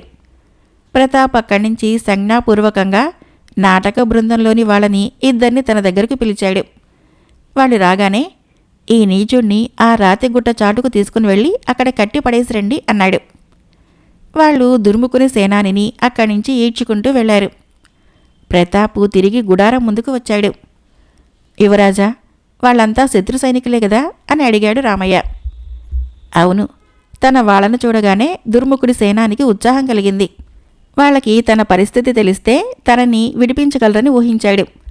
ఆ దుర్మార్గుడి పథకం పారి ఉంటే మనం తప్పకుండా చిక్కులు పాలై ఉండేవాళ్ళం. ఒక్కసారిగా ఇంతమందిని ఎదిరించి గెలవటం అసాధ్యమని నా అభిప్రాయము అన్నాడు ప్రతాప్. రామయ్య తల ఊగిస్తూనే పల్లంలో బాట మీద వెళుతున్న అశ్విక దళం వైపుకే చూడసాగాడు. అందరూ అలాగే చూస్తున్నారు. జట్లు జట్లుగా గుర్రపు రౌతులు బాట మీద పయనిస్తూ కొండ గుహ దగ్గరికి వచ్చారు. ముందు వెళుతున్న గుర్రపు రౌతు తన గుర్రాన్ని నిలువరించడంతో తక్కిన గుర్రాలన్నీ ఆగిపోయాయి. క్రింది వాళ్ళు ఏదో మాట్లాడుకోవటము అస్పష్టంగా వినబడుతోంది పైవాళ్లకి. ప్రతాపు తీవ్రమైన ఆలోచనలో పడిపోయాడు. వాళ్లలో ముందు వెళుతున్న వాళ్లకు కొండగుహ ముందు చచ్చుపడి ఉన్న మత్స్యపుర సైనికులు కనిపించి ఉంటారు. సైనిక దుస్తుల్ని గుర్తించి వాళ్ళు తమవారే అయి ఉంటారని అతడు ఊహించి ఉంటాడు. కొద్ది క్షణాల్లోనే వాళ్ళు కొంతమంది గుహ దగ్గరికి వెళతారు. చనిపోయిన తమ సైనికులను సులభంగా గుర్తిస్తారు. కొన ఊపిరితో ఉన్న ఏ ఒక్కడైనా జరిగింది చెబితే ఆగంతుకులంతా తమల్ని వెదుక్కోవటానికి ప్రయత్నించవచ్చు. అలా జరిగితే తాము మళ్లీ చిక్కులు పాలు కాక తప్పదు. అలా ఆలోచించిన ప్రతాపు వెంటనే రామయ్యను చూస్తూ, రామయ్య, ఆ సైనికులు ఏదో అనుమానం కలిగి ఆగిపోయారు. బహుశా గుహ ముందు మన చేత హతులైన వాళ్ల మనుషుల్ని చూసి ఉండవచ్చు. నువ్వు వెళ్ళి సమయానుకూలంగా మాట్లాడి ఓ కట్టుకథ చెప్పి వాళ్ళని ఇక్కడి నుంచి పంపించేసేయి. త్వరగా వెళ్ళు అన్నాడు ప్రతాపు రామయ్యను చూస్తూ. రామయ్య వెంటనే అక్కడి నుంచి బయలుదేరాడు. శరవేగంతో వచ్చిన గుర్రము చటుక్కున కోట గుమ్మం ముందు ఆగింది. సింహద్వారానికి అడ్డుగా ఉంచిన బల్లాలని పక్కకు తీసుకుంటూనే కాపలా భటులు అశ్వికుల వైపు చూస్తూ, దండాలు దొర, ఎవరు అనుకున్నాం, మీకోసము దళపతులు కంగారు పడుతున్నారు అన్నారు. అశ్వికుడైన వ్యక్తి తన గడ్డము మీసాలు సవరించుకుంటూ ఎందుకు అని అడిగాడు. ఒక భటుడు మరింత వినయంతో ముందుకు వచ్చి, తమరు మాళవ యువరాజైన ప్రతాపుణ్ణి తరుముకుంటూ వెళ్లారట. ఇంతకు ముందే వచ్చిన మన సైనిక దళాల నాయకుడు చెప్పాడు. మహారాజుగారు కూడా మీకోసం ఆదుర్దాపడుతున్నారు అన్నాడు భటుడు. అశ్వికుడు పెడనవ్వు నవ్వి, ఎవరు ఆదుర్దాపడినా మహారాజుగారు ఆదుర్దాపడరు. వారికి నా శక్తి సామర్థ్యాలు బాగా తెలుసు. విరోధిని ప్రాణాలతో గాని ప్రాణాలు తీసిగాని తమ దగ్గరికి తీసుకువస్తానన్న నమ్మకంతో నిరీక్షిస్తూ ఉంటారు అన్నాడు. అయితే తమరు ప్రతాపుణ్ణి పట్టిగాని ప్రాణాలు తీసిగాని తెచ్చారన్నమాట అన్నాడు భటుడు మరింత చనువుగా. ఆ మాటలకి అశ్వికుడు మండిపడుతూ, అధిక ప్రసంగం కట్టిపెట్టి ముందుకు నడు, మహారాజుగారికి మా రాకను తెలియచేద్దు గాని అన్నాడు. చిత్తమ్మని కాపలా భటుడు తన అనుచరులకు హెచ్చరికలు చేసి ముందుకు కదిలాడు. అశ్వం మూపునకు ఉన్న ఒక మూటని జాగ్రత్త చేసుకుంటూ అశ్వికుడు అతన్ని అనుసరించాడు. అశ్వికుడు నగరపు వీధుల్లో ప్రయాణిస్తూనే అటు ఇటు పరిశీలనగా చూడసాగాడు. ప్రజలు వీధుల్లో తిరగటం లేదు. అక్కడక్కడ దుర్ముఖురి సైనికులు కాపలా కాస్తున్నారు. కీలక స్థానాలన్నింటినీ సైనికులు ఆక్రమించుకొని ఉన్నారు. తనకు తటస్థపడుతున్న సైనికులు దళపతులు వంగి వంగి నమస్కారాలు చేస్తూ ఉండగా గడ్డము మీసాలు ఉన్న అశ్వికుడు ముందుకు వెళుతున్న భటుణ్ణి అనుసరించి వెళ్ళాడు. అతడు రాజవీధిని ప్రవేశించి మరికొంతసేపటికే రాజమందిరం ముందు గుర్రాన్ని నిలువరించాడు. తాను తీసుకుని వచ్చిన భటుడు మందిరంలోకి వెళ్ళగానే గడ్డము మీసాలు ఉన్న వ్యక్తి ఠీవిగా గుర్రం దిగాడు. భవనం ముందు కాపలా ఉన్న కొంతమంది పరిగెత్తుకుంటూ అక్కడికి వచ్చి నమస్కరించారు. అతడు టీవీగా వాళ్ళను చూస్తూ తలను ఆడించాడు. అదే సమయంలో భవనంలో నుంచి ఒక దళపతి బయటికి వచ్చి వడివడిగా గడ్డం మీసాలు ఉన్న వ్యక్తి దగ్గరకు వచ్చి నమస్కరించి, దొరా, మహారాజుగారు మిమ్మల్ని లోపలికి రమ్మంటున్నారు అన్నాడు ఆ వ్యక్తి. దళపతి భుజం తట్టి, గుర్రం మీద ఉన్న ఆ మూటను మోయించుకునిరా అని ముందుకు నడిచాడు అతను. అతడు నిస్సంకోచంగా భవనంలోకి ప్రవేశించాడు. అరలను దాటుకుంటూ విశాలమైన ఒక గది దగ్గరికి వెళ్ళగానే అక్కడ ఉన్న కాపలా భటులు నమస్కరించారు అతనికి. దుర్ముఖుడు ఆ గదిలో ఉన్నాడని భావించి అతడు సరాసరి లోపలికి వెళ్ళాడు. లోపల ఓ బంగారు పీఠం మీద కూర్చొని ఉన్న దుర్ముఖుడు అగంతకుణ్ణి చూడగానే, రా దుర్జయ, మన వాళ్ళందరినీ ఎవరు చంపారట? ప్రతాపుణ్ణి నువ్వు తరుముకుంటూ వెళ్ళినట్లు తెలిసింది. గుహలో ఉన్న ప్రతాపు బయటికి ఎలా వచ్చాడు? అతడు నీ చేతికి చిక్కలేదా అని ప్రశ్నల వర్షం కురిపించాడు. దుర్జయుడు దుర్ముఖునికి నమస్కరిస్తూ, అదే అంతు చిక్కడం లేదు ప్రభు. మేము వెళ్లేసరికి గుహకు అడ్డుగా ఉంచబడిన రాయి తొలగించబడి ఉంది. ప్రతాప్ ఒక్కడు గుహ ముందు నిల్చొని ఉన్నాడు. మమ్మల్ని చూడగానే పారిపోవటానికి ప్రయత్నించాడు. అందరము చుట్టుముట్టాం. ఆ చావు తెగింపు అతడికి ఎలా వచ్చిందో గాని కత్తి దూసిన మన అనుచరులను ఎదుర్కొని ఊచకోత కోశాడు. నేను అతడు భీకరంగా పోరాడాము. చివరకు నా ముందు నిలవలేక పారిపోవటం ప్రారంభించాడు. నేను వెన్నంటి తరుముకుంటూ వెళ్ళాను అన్నాడు దుర్జయుడు. అంతవరకు మేము విన్నాం సేనాని. ఆ తర్వాత ఏం జరిగిందో చెప్పండి అన్నాడు దుర్ముఖుడు. దుర్జయుడు నవ్వుతూ, ఏం జరుగుతుంది ప్రభు, అదిగో చూడండి అన్నాడు. అప్పుడే అక్కడికి నలుగురు భటులు మోసుకుంటూ వస్తున్న ఒక మూటను చూపిస్తూ. దుర్ముఖుడు ఆశ్చర్యంతో ఆ మూట వైపు చూస్తూ, ఏమిటా మూట అన్నాడు. భటులు తెచ్చిన ఆ మూటను దుర్ముఖుడు ముందు ఉంచగా దుర్జయుడు ఆ మూటను విప్పాడు. అందులో ప్రతాపుడి శవం ఉన్నది. ముఖమంతా నజ్జునజ్జుగా చితగొట్టబడి ఉన్నది. అతడు ధరించిన దుస్తులు కూడా అక్కడక్కడ చినిగిపోయి ఉన్నాయి. ప్రాణాలతో తీసుకురావటం సాధ్యం కాకపోయింది ప్రభు. శవాన్నే మీకు కానుకగా తెచ్చాను అన్నాడు దుర్జయుడు. దుర్ముఖుడు విషపు నవ్వు నవ్వుతూ, సహ్బాష్ దుర్జయ సేనాని, శత్రుశేషం చాలా ప్రమాదకరమైంది. కాబట్టి ఇప్పటిదాకా ఆందోళనలో ఉండిపోయాను. ప్రతాపుని పీడ కూడా విరగడైపోయింది. ఇక మన ప్రభుత్వానికి ఏ భయమూ లేదు అన్నాడు. ధర్మసేనుణ్ణి, అతడి మంత్రి సేనాధిపతులను కూడా ప్రాణాలతో ఉంచటం అంత మంచిది కాదు ప్రభు. వారిని కూడా అంతం చేద్దాము అన్నాడు దుర్జయుడు. అదెంత పని? వారందర్నీ ఎందుకైనా మంచిదని ఇక్కడి చెరసాల్లో నుంచి మరొక చెరసాలకు మార్పించి వేశాను. ఆ వంటింటి కుందేళ్లను మనం ఏం చేసినా చేయవచ్చు. అయితే ఒక ప్రయోజనం కోరి ధర్మసేనుణ్ణి, అతడి అనుచరులని ప్రాణాలతో ఉంచాను అన్నాడు దుర్ముఖుడు. ఆ ప్రయోజనం ఏమిటి ప్రభు అని అడిగాడు దుర్జయుడు కుతూహలాన్ని వ్యక్తం చేస్తూ. ఈ మాళవరాజుల దగ్గర తరతరాల నుంచి కొన్ని నిధులు ఉన్నాయి. అవి రాజవంశీకులకు తప్ప మరొకరికి తెలిసే అవకాశం లేదు. ధర్మసేనుడు తన అవసాన దశలో తప్ప తన కుమారుడైన ప్రతాపుడికి కూడా ఆ నిధుల రహస్యం తెలియచేయడు. కాబట్టి ప్రతాపుని నువ్వు చంపించినందువలన వచ్చిన నష్టమేమీ లేదు. ధర్మసేనుని కూడా మనం చంపితే ఆ నిధుల రహస్యము అతనితోనే అంతమవుతుంది. ఆ నిధులు మనం దక్కించుకోవాలన్న ఉద్దేశంతోనే అతన్ని ప్రాణాలతో ఉంచాను. ఆ నిధుల రహస్యం తెలుసుకుని వాటిని మన స్వాధీనం చేసుకున్న మరుక్షణము మనము ధర్మసేనుణ్ణి హతమార్చవచ్చు. ధర్మసేనుణ్ణి రకరకాలుగా హింసించమని మన అనుచరులకు చెప్పాను. ఈ పాటికతడు ఆ బాధలకు తాళలేక వాస్తవం చెప్పే స్థితికి వచ్చి ఉంటాడు అన్నాడు దుర్ముఖుడు. ఈ మాటలు వినగానే దుర్జయుడి ముఖంలో రంగులు మారటం ప్రారంభించాయి. అంతలోనే తనలోని మార్పును బలవంతంగా అణుచుకుంటూ దుర్జయుడు దుర్ముఖుని చర్యకు తాను సంతోషిస్తున్నట్లు చిరునవ్వు నవ్వుతూ, మీ ఉపాయం అమోఘం ప్రభు. ధర్మసేనుడు తప్పకుండా తన రహస్యం చెబుతాడు. చెప్పకపోతే నేను వెళ్ళి చెప్పించవలసిన రీతిలో చెప్పిస్తాను అన్నాడు. దుర్ముఖుడు తల ఊగిస్తూ, మంచిది. ఆ నిజం తెలుసుకున్న తర్వాత మా దగ్గరికి రా. అందరం వెళ్ళి నిధులను స్వాధీనం చేసుకుందాము అన్నాడు దుర్ముఖుడు. అలాగే ప్రభు, నేను వెంటనే వెళ్ళి ఆ ప్రయత్నం చేస్తాను. ధర్మసేనాదులు బంధించబడి ఉన్న చోటుకు నన్ను పంపించండి అన్నాడు దుర్జయుడు. ఇదిగో ఆ ప్రదేశం తెలిసిన భటుల్ని తోడుగా పంపుతాను అని దుర్ముఖుడు అక్కడ ఉన్న ఓ గంటను కొట్టాడు. మాళవ రాజధాని అయిన మహేంద్రపురానికి క్రోసెడు దూరంలో ఉన్న శిథిలమైన కోట అది. చుట్టూ పర్వత పంక్తులు వ్యాపించి ఉన్నాయి. దుర్జయుడు తన అశ్వాన్ని ముందుకు వెళుతున్న అశ్వికులైన భటుల వెనకనే నడిపిస్తూ ఆ పరిసరాలని జాగ్రత్తగా పరిశీలిస్తున్నాడు. అది మిట్ట మధ్యాహ్న సమయం. వడగాల్పులు భీకరంగా వీస్తున్నాయి. దుర్ముఖుడి భటులు మరికొంత దూరం ప్రయాణించి ఓ కొండ ప్రాంతంలో తమ అశ్వాలను నిలువరించారు. కోటగోడలు అక్కడక్కడ బీటలు వారి ఉన్నాయి. ఆ కోటకు దాదాపు 100 మంది భటులు ఆయుధాలు ధరించి కాపలా ఉన్నారు. వారిలో కొందరు గబగబా ముందుకు వచ్చి దుర్జయునికి నమస్కరించి నిలిచారు. దుర్జయుడు ఠీవిగా తల ఊగించి, ధర్మసేనాది బంధితులు ఎక్కడా అని ప్రశ్నించాడు. లోపల ఉన్నారు, దయచేయండి దొర అన్నాడు ఓ కాపలా భటుడు. దుర్జయుడు గుర్రాన్ని ఆపాడు. పడిన కోటలోకి సమీపించాడు. అతడి ముందు 2 భటులు దారి చూపుతూ నడుస్తున్నారు. దుర్ముఖుడు పంపిన భటులు కోట ముందరే ఆగారు. ఆ కోటలో అన్నీ శిథిల భవనాలే.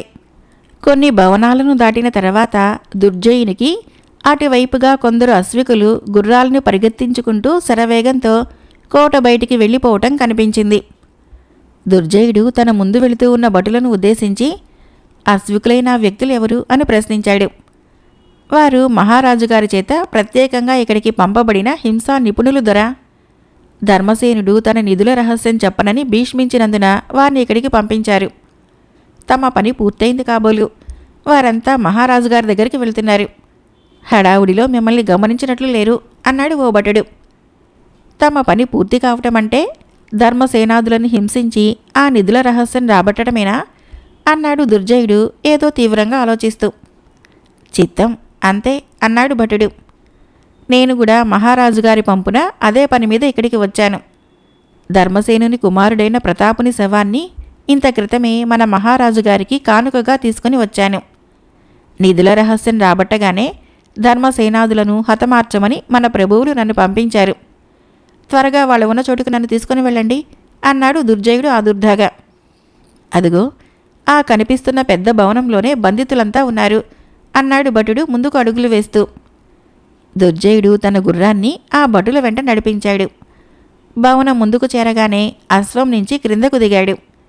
భటులు 2 నడుస్తూ ఉండగా దుర్జయుడు వారి వెంట లోపలికి ప్రవేశించాడు.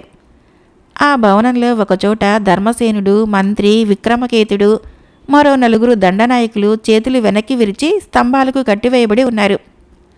శరీరాలు గాయాలతో నిండి పూచిన మోదుగు చెట్లలా ఎర్రగా ఉన్నాయి. దుర్జయుడు దగ్గరగా వెళ్ళి అందర్నీ చూశాడు. అంతకుముందు దుర్ముఖుడు పంపిన కిరాతకుల వలన విపరీతంగా హింసలు పొందిన ఆ బంధితులందరూ మూతలు పడుతున్న కళ్ళని బలవంతానా తెరుస్తూ అతన్ని చూశారు. ధర్మసేనుడు దుర్జయుడిని చూస్తూ, మా పాలిటి మరో యమకింకరుడు నువ్వేనా? నా ఆప్తుల హింసలు చూడలేక నా నిధుల రహస్యాలు చెప్పాను. ఇక మమ్మల్ని హింసించడం విడిచిపెట్టి అందర్నీ ఒకేసారి చంపి పుణ్యం కట్టుకో అన్నాడు నీరసంగా.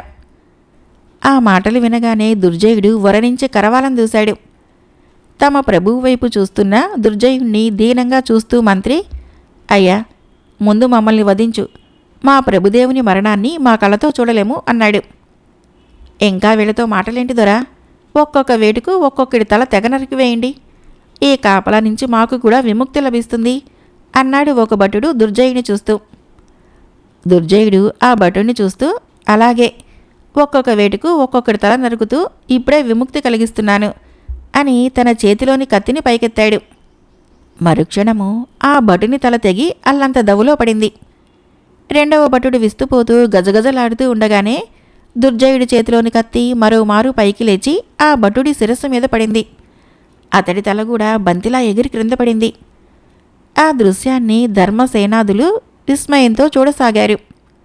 దుర్జయుడు గబగబా ధర్మసేనుడికి, మంత్రికి, విక్రమకేతుడికి, దండనాయకులకి బంధ విమోచనం కలిగించాడు. నీరసంతో అటు ఇటు ఊగుతూ ధర్మసేనుడు దుర్జయుణ్ణి గౌరవపూర్వకంగా చూస్తూ, అయ్యా, నువ్వు దుర్ముఖుడి అనుచరుడువని భావించి అమర్యాదగా మాట్లాడాను. మా పాలిట ఆపద్బాంధవుడని ఇప్పుడే గ్రహించాను. మా అవివేకాన్ని మన్నించు అన్నాడు. దుర్జయుడు ధర్మసేనుడికి నమస్కరిస్తూ, ప్రభు, మనం ఇక్కడ కాలహరణం చేయడం మంచిది కాదు. ముందు బయటపడదాం పదండి, అన్ని విషయాలు వివరంగా తర్వాత చెబుతాను అన్నాడు. అలాగే అన్నాడు ధర్మసేనుడు. అంతవరకు ఎన్నో విధాలుగా హింసించబడినప్పటికీ అందరి శరీరాల్లోనూ నూతన ఉత్సాహం ప్రవేశించింది. ముందు దుర్జయుడు నడుస్తూ ఉండగా వెనకమాల ధర్మసేనాదులు బయలుదేరారు. భవనం ముందుకు రాగానే దుర్జయుడు తన అశ్వం కళ్ళెం పట్టుకొని దానిని నడిపించసాగాడు. ఆ విధంగా నిర్బంధితులందరికీ విముక్తి కలిగించి దుర్జయుడు వారినందరినీ కోట ముందరికి తీసుకురాగానే దుర్ముఖుని పంపున అతని వెంట వచ్చిన భటులు వింతగా చూశారు. తక్కిన కాపలా భటులు కూడా ఆశ్చర్యంతో చూస్తున్నారు. దుర్జయుడు ఒక భటుడిని చూస్తూ, వీరందరినీ మహారాజు గారి దగ్గరికి తీసుకుని వెళ్తున్నాను. ప్రభువుల ఆజ్ఞ అయ్యేదాకా మీరంతా ఇక్కడే ఉండండి అన్నాడు. దుర్జయుని మాటలకు బదులు చెప్పే సాహసము అక్కడెవరికీ లేకపోయింది. దుర్జయుడు అక్కడున్న గుర్రాలను అధిరోహించమని ధర్మసేనాదులను హెచ్చరించాడు. వారు మారు మాట్లాడకుండా అశ్వాలను అధిరోహించారు. దుర్జయుడు కూడా తన గుర్రం మీద కూర్చున్నాడు. దొరా, వీళ్లను బంధనాల నుంచి తొలగించి తీసుకుని వెళ్తున్నారు. దారిలో మీకేమైనా అంటున్న ఒక భటుడిని చూసి చిన్నగా నవ్వి, వీళ్ళు శక్తిహీనులు, బంధాలు ఉండినా ఒకటే లేకపోయినా ఒకటే, వీళ్ల వల్ల నాకే అపాయమూ కలగదు అని తన గుర్రాన్ని అదిలించాడు. వెంటనే ధర్మసేనాదులు కూడా తమ తమ అశ్వాలను కదిలించారు. కోట ముందరి కాపలా భటులు దుర్ముఖుడు పంపిన భటులు అయోమయంగా చూస్తుండగానే ఆ గుర్రాలు ముందుకు పరుగులు తీయటం ప్రారంభించాయి. ప్రతాపుడు తన అనుచరగణంతో కొలువు తీరి ఉన్నాడు. అతడు మాటిమాటికి కొండ క్రింది బాటవైపు చూపులను చూస్తూ చిన్నగా నిట్టూర్పులు విడుస్తున్నాడు. పక్కనే కూర్చొని ఉన్న రామయ్య కూడా ఆత్రంగా అటువైపు చూస్తున్నాడు. అక్కడ ఏమైనా ఆపద జరిగి ఉండవచ్చునేమో రామయ్య, ఈ రాత్రికి మనం కూడా మహేంద్రపురం వెళ్ళటం మంచిదనుకుంటున్నాను అన్నాడు ప్రతాప్. మీరు బయలుదేరటం మంచిది కాదు యువరాజా, అవసరమైతే అంటూ ఉండగానే అప్పుడే బాట మీద కొన్ని గుర్రాలు వరుసగా వస్తూ వారందరికీ కనిపించాయి. రామయ్య గుర్రాలను చూసి, యువరాజా, శత్రువులు మన స్థావరం పసిగట్టినట్లున్నారు, మనం జాగ్రత్త పడటం అవసరం. వారంతా ఇక్కడికి రాకుండా మనమే వారిని ఎదుర్కోవటం మంచిదేమో అన్నాడు. రామయ్య, వారు శత్రువులు కారు, నా ప్రాణానికి ప్రాణం. అయితే అన్ని గుర్రాలు ఏమిటో అర్థం కావటం లేదు అని తదేకంగా చూడసాగాడు ప్రతాప్. ప్రతాప్ పక్కనే ఉన్న అనుచరులు కూడా ఆత్రంగా అటువైపే చూడసాగారు. గుర్రాలు క్రమక్రమంగా కొండను సమీపించసాగాయి. ముందు వస్తున్న ఆ వ్యక్తిని అందరూ గుర్తుపట్టారు. ఆనందంతో వారి మనసులు పొంగిపోయాయి. ప్రతాపుడు రామయ్యతోనూ మరికొంతమంది ఆప్తులతోనూ ముందుకు నడిచాడు. మంగ అందరికంటే ముందుగా పరిగెత్తుకుంటూ బాట మీదకి వెళ్ళింది. గుర్రం దిగుతూ ఉన్న దుర్జయుణ్ణి గట్టిగా కౌగలించుకుంది.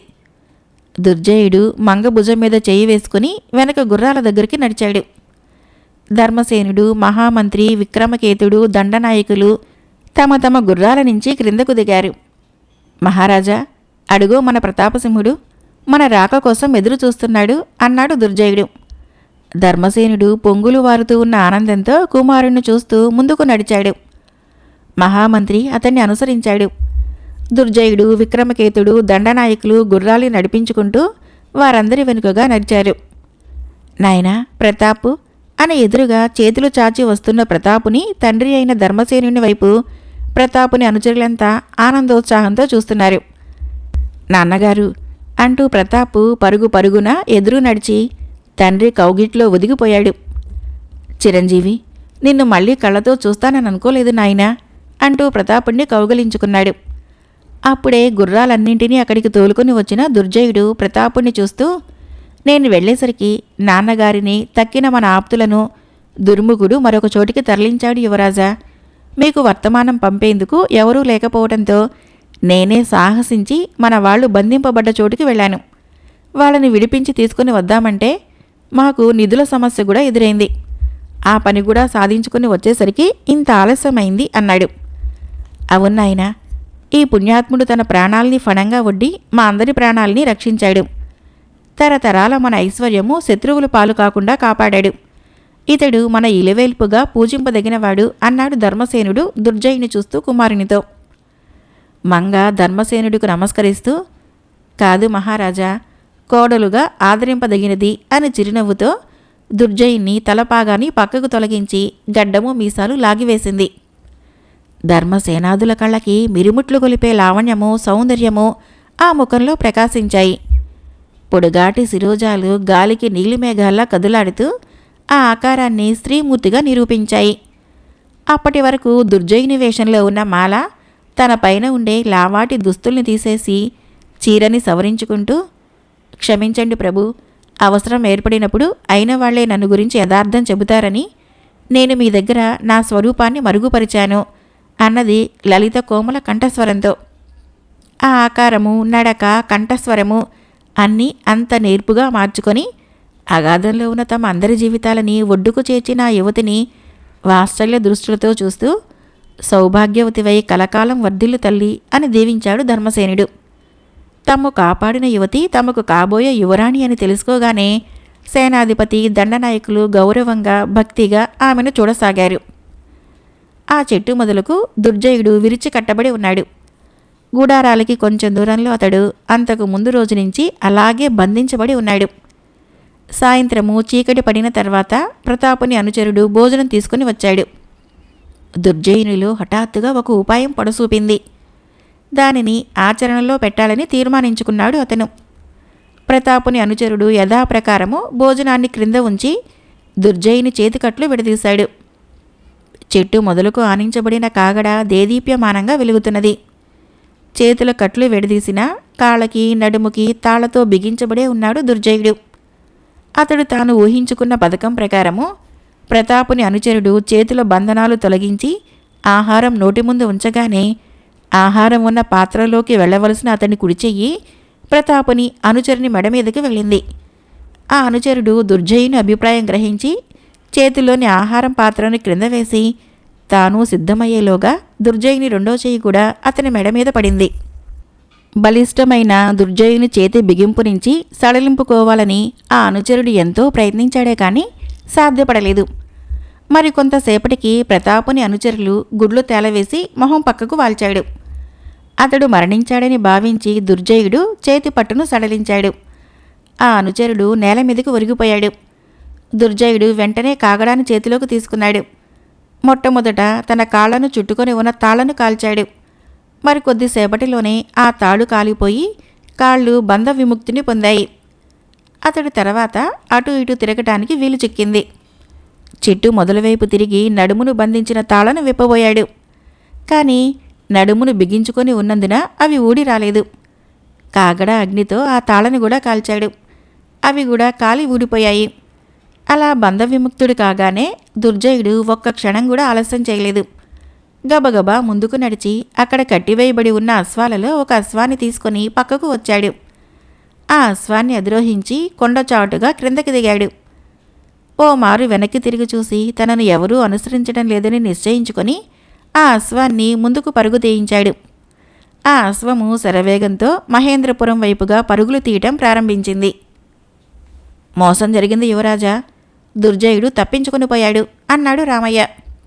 గుడారం వెలుపల కాగడాల వెలుతురులో ఆప్తులందరితో పరివేష్టించబడి ఉన్న ప్రతాపుని దగ్గరికి వచ్చి ఆ దుర్ధాగా.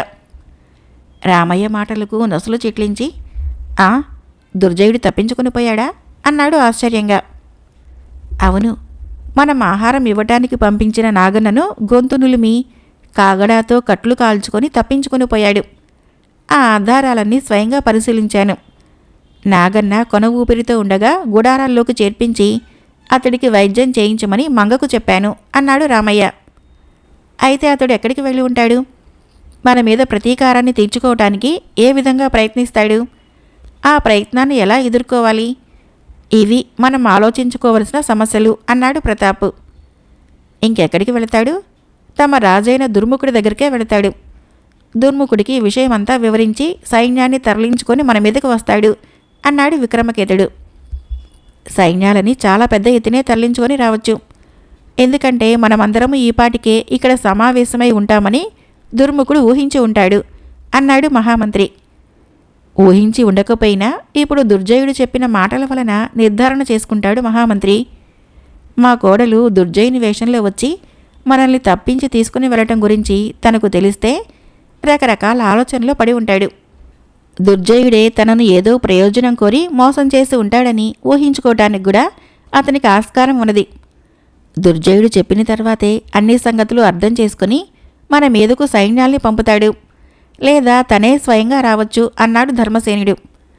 ఆ విధంగా అందరూ తర్కించుకుంటూ ఉండగా దుర్జయుడు తప్పించుకుపోయిన విషయము శిబిరాలన్నీ పాకింది. అంతకుముందే తమ సహాయాన్ని ప్రకటించి అక్కడికి వచ్చిన ఆ చుట్టుపక్కల గ్రామాధికారులంతా ప్రతాపుడి దగ్గరికి వచ్చారు. ప్రతాపుడి ముఖము గంభీరంగా అయింది. అతడు తీవ్రంగా ఆలోచిస్తూనే ఉన్నాడు. దుర్జయుడు తప్పించుకొని పోవటం వలన తాను తీవ్రమైన ప్రతిఘటనను ఎదుర్కోవలసి వచ్చింది. శత్రువులు తన ఆచూకీ తెలుసుకున్న తర్వాత ఇక ఉపేక్షించరు. ఏ క్షణంలోనైనా భారీ ఎత్తున దండయాత్ర జరుపుతారు. అటువంటి పరిస్థితుల్లో తాను తన అనుచరగణంతో వారిని ఎదుర్కొని గెలవగలడా? దుర్జయుడు దుర్ముఖునితో అన్ని విశేషాలు వివరించి అపారములైన సైన్యాల్ని వెంటబెట్టుకుని ప్రతాపుని స్థావరం దగ్గరికి వచ్చాడు. దూరం నుంచే వాళ్ళని చూసిన రామయ్య, యువరాజా అటు చూడండి, దుర్ముఖుని సైన్యాలు నేల ఈనినట్లు కదిలి నలువైపులా మన స్థావరాన్ని చుట్టుముట్టుకుంటున్నాయి అన్నాడు. ప్రతాపుడు తన స్థావరం నుంచి నలువైపులా కలిగి చూశాడు. చతురంగ బలాలు కమ్ముకోవటం గ్రహించాడు. ప్రతాపుని అనుచరులంతా సర్వసన్నద్ధులై ఆ సైన్యాన్నే చూస్తూ ఉన్నారు. ప్రతాపుడు తన అనుచరులకు కర్తవ్యాన్ని బోధించి ఖడ్గము, ధనస్సు, అమ్ముల పొదులు ధరించి యోధవేషంలో నిల్చొని ఉన్నాడు. మరికొంతసేపటికి దుర్ముఖుడు, దుర్జయుడు అపారములైన సైన్యాలతో వచ్చి ప్రతాపుడి స్థావరాన్ని ముట్టడించారు. ఫిరంగులు బ్రహ్మాండంగా శబ్దం చేస్తూ ప్రేలటం ప్రారంభించాయి. ప్రతాపుడి అనుచరులు కొండ మీద నుంచి పెద్ద పెద్ద బండలను దొర్లిస్తూ రకరకాల ఆయుధాలను విసురుతూ శత్రువులపైన భయంకరమైన యుద్ధం ప్రారంభించారు. ధర్మసేనుడు, మహామంత్రి, విక్రమకేతుడు, దండనాయకులు తమ తమ బలాల్ని పురుకొల్పుతూ ప్రళయ రుద్రుల్లాగా శత్రువులపైన పడి వారిని చిన్నా భిన్నంగా చేయసాగారు. పోరాటము క్రమక్రమంగా తీవ్రస్థాయికి చేరుకోసాగింది. ప్రతాపుడు తాను గురుకులంలో నేర్చుకున్న అస్త్ర విద్యా నైపుణ్యంతో శత్రువులను చీల్చి చెండాడసాగాడు. ఒక్కొక్క బాణంతో ఒక్కొక్క ఫిరంగిని ధ్వంసం చేస్తూ కొద్దిసేపట్లోనే ఫిరంగి దళాలని రూపుమాపాడు అతను. నూనె గుడ్డలను బాణాల అడుగులకు కట్టి వాటికి నిప్పు అంటించి ప్రతాపుని అనుచరులు విరోధులపైన ప్రయోగించటం ప్రారంభించారు. ఆ విధంగా విజృంభించి దుర్ముఖుని సైన్యాలలో 1000 వంతు కూడా లేని ప్రతాపుని సైన్యాలు చెక్కు చెదరని ధైర్యంతో మొక్కవోని పరాక్రమంతో విజృంభించి శత్రువులను కొండపైకు రానివ్వకుండానే హతమార్చటం ప్రారంభించారు. ఇంతలో అంతకుముందే ప్రతాపుని పిలుపు అందుకొని మందారపుర యువరాజైన చంద్రపాలుడు తన సైన్యాలతో వచ్చి దుర్ముఖుని సేవలను చక్రవ్యూహంలో ఇరికించేశాడు. హఠాత్తుగా తమ్ము ముట్టడించిన కొత్త శత్రువులు చూడగానే దుర్ముఖుడి సేనలు గంగవెర్రెలెత్తిపోయారు. వీర వనితలైన మాల, మంగ కూడా ఏదో వేషాలు ధరించి శత్రువుల మీదకు యుద్ధం ప్రారంభించారు. ఆ విధంగా ప్రతాపుని బలము పెచ్చు పెరిగి తమ మీద విరుచుకుపడగానే దుర్ముఖుడి సేవలు వెలవెలాబోతూ భయాందోళనలతో కంపించిపోసాగాయి. సమయానికి తన మిత్రులు సాయం రావటం గ్రహించిన ప్రతాపుడు మరింత భీకర పరాక్రముడై విజృంభించాడు. సాయంత్రం దాకా సాగిన ఆ భయంకర యుద్ధంలో దుర్ముఖుడి సైన్యము చాలా వరకు హతమైపోయింది. దుర్ముఖుడు, దుర్జయుడు మొదలైన సైనికాధికారులు పట్టుబడ్డారు. యుద్ధభూమి నుంచి పారిపోవటానికి ప్రయత్నించిన కొంతమంది శత్రుముఖ్యులను ప్రతాపుని అనుచరులు పట్టుకున్నారు. శత్రు సైన్యాలు పూర్తిగా లొంగిపోయాయి. ఆ విధంగా విరోధులను నిర్జించిన కుమారుణ్ణి ప్రేమగా చేరదీసుకొని తన నిధులతో, అపారాలైన సైన్యాలతో, ఆస్తులతో ధర్మసేనుడు తిరిగి మహేంద్రపురం చేరాడు. తమ ప్రభువు విజయవార్త విని ప్రజలంతా హర్షధ్వానాలతో స్వాగతం చెప్పారు. ధర్మసేనుడు ఆప్తులందరినీ సత్కరించి ఒక శుభముహూర్తంలో వీరనారిగా ప్రసిద్ధిగాంచిన మాలకు ప్రతాపునికి వైభవోపేతంగా వివాహం జరిపించాడు. రాజ్యభ్రష్టులై ఉన్న సమయంలో తమ్మందరినీ ఆదరించిన గ్రామాధికారులని, గ్రామ ప్రజలని బహుమతులు ఇచ్చి గౌరవంగా వాళ్ళందరినీ వాళ్ళ గ్రామాలకు పంపించాడు ధర్మసేనుడు. పూర్వ విరోధుల వలన అష్టకష్టాలు పడిన మహేంద్రపుర ప్రజలు చల్లని ప్రభువైన ధర్మదేవుని పరిపాలనకు నోచుకున్నందుకు సంతోషంతో పొంగిపోతూ ఉత్సవాలు జరుపుకున్నారు.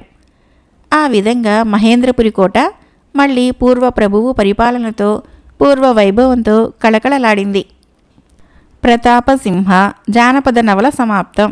ఫ్రెండ్స్, నా కథలు నచ్చినట్లయితే మన ఛానల్ని తప్పకుండా సబ్స్క్రైబ్ చేయండి, లైక్ చేయండి, షేర్ చేయండి, కామెంట్ చేయండి. Thank you.